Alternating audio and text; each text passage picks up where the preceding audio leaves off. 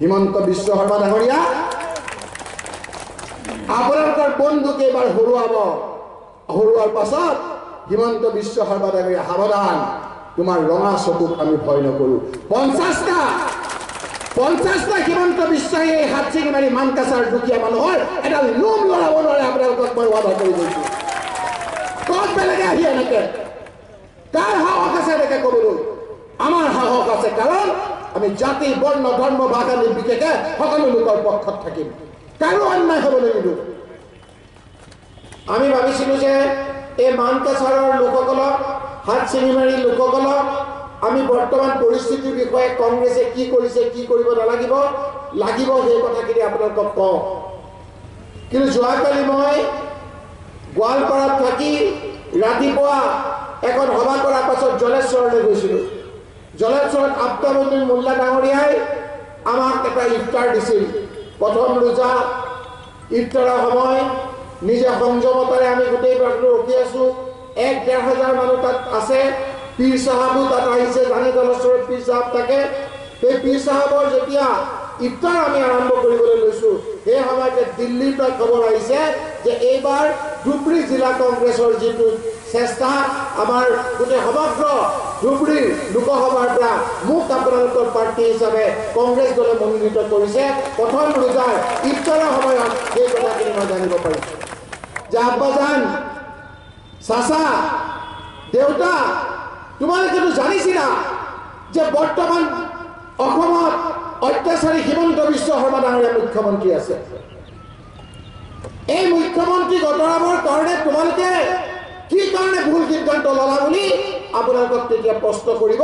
সেই যে মই পাইছোঁ সময় থাকোঁতে এটা সিদ্ধান্ত আপোনালোকে ভুল নকৰিব লাগে। মই অন্য কথা একো নকওঁ আপোনালোকক। আজি যে আপোনালোকে ৰোজা মাহত আহিছে, ঠিক আছে, আপোনালোকে কংগ্ৰেছকে সমৰ্থন কৰিব, কিন্তু আজি কিয় যিজনে মুখ্যমন্ত্ৰী ইমান অত্যাচাৰ কৰে, সেই মুখ্যমন্ত্ৰীৰ ভয়ত আজি আমি কম পামা। সেইকাৰণে ভাবিছে কংগ্ৰেছ আহিছে, কিবা কয় আমি শুনিবলৈ যাওঁ। ৰাইজ, এই নিৰ্বাচন হ'ল সেই অত্যাচাৰী শাসকক এটা শিকলি দিয়া, এই অত্যাচাৰী শাসকক গাদীৰ পৰা আঁতৰোৱা। এতিয়া আপোনালোকে নিশ্চয় ক'ব যে এই MP ইলেকশ্যনত আকৌ মুখ্যমন্ত্ৰী হিমন্ত বিশ্ব শৰ্মা কেনেকৈ আঁতৰিব। মই খোলাকে আপোনালোকক পাতিছোঁ, আপোনালোকে সচেতন নাগৰিক, আপোনালোকে খবৰ কৰিব। সেইকাৰণে মই কৈছোঁ যে আমাৰ কথাখিনি ইয়াত বিশ্বাস কৰিব নালাগে, ঘৰত গৈ ভাবিব। বদৰুদ্দিন আজমল ডাঙৰীয়া, আপোনালোকৰ MP। এই MP ডাঙৰীয়াৰ কথা বতৰা আপোনালোকক আমাৰ বিভিন্ন বিধায়কে কৈছে। এই MP ডাঙৰীয়া কথা হিমন্ত বিশ্ব শৰ্মাই কি কৈছে আপোনালোকে জানেনে বাৰু? মই এখন মিটিঙত আপোনালোকৰ মানকাছাৰত হাত ছিঙি মাৰি শুনাই গৈছিলোঁ। ৰাইজে সকলোৱে ভাবিছিল যে কোনে কৈ আছে কথাবিলাক। মই আজিও শুনাই দিব পাৰোঁ আপোনালোকক। কি কৈছিল জানে? হিমন্ত বিশ্ব শৰ্মাই হিন্দীত কৈছিল যে बदरुद्दीन आजमल जी का बहुत दिन का तमन्ना था हमको चीफ मिनिस्टर बनाने के लिए। हम जो कहते हैं वही चीफ मिनिस्टर, हिमंत बिश्व शर्मा कैसे, हम जो कहते हैं वही बदरुद्दीन आजमल करते हैं। हर राज्यसभा इलेक्शन में हम जिसको कहते हैं उसी को वोट देते हैं। सॉरी मोर अलग भूल हो गई। तो बदरुद्दीन आजमल बोली कोना है क्या कैसे बधु भाई,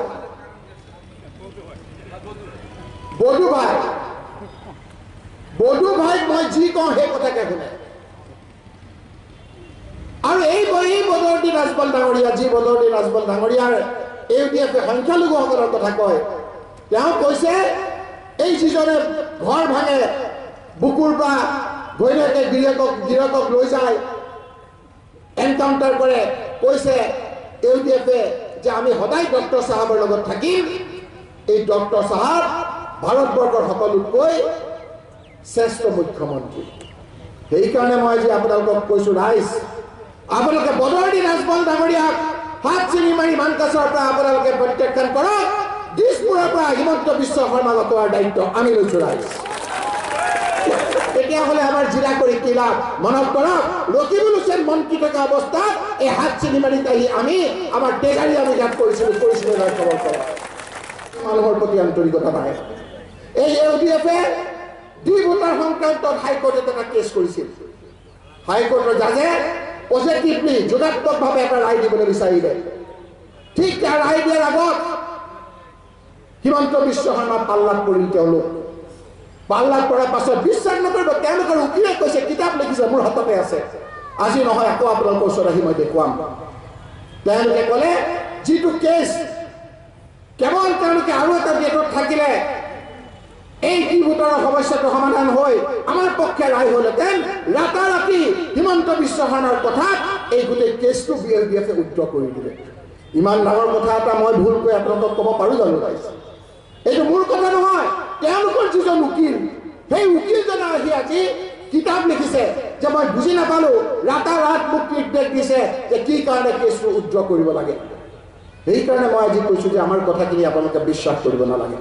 এই কথাবিলাক ক'বৰ কাৰণে আজি আপোনালোকৰ ওচৰলৈ আহিছোঁ ৰোজা মাহত ইমান ভালকৈ আপোনালোকে আজি শুনিছে এইটোৱে পতিয়ন নিছে যে এইবাৰ বদৰুদ্দিন আজমল ডাঙৰীয়া বহু ভোটত পৰাস্ত হ'ব আপোনালোকৰ হৈ আমি কাম কৰিবলৈ আজি সক্ষম হ'ম ৰোজা মাহ দীঘলীয়াকৈ আপোনালোকক বক্তৃতা নিদিওঁ